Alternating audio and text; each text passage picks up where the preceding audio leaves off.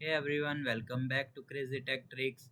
In this video, I will show you how to get a clear taskbar on Windows 11 using the free Taskbar Plus app. So let's get started. Firstly, open Microsoft Store. Now, in the search bar, search for Taskbar Plus and enter. Now you will see there are too much apps. Just you will see download the Taskbar Plus. You will see the logo is T plus B. Then I already installed it, so I will directly open. Now click on open.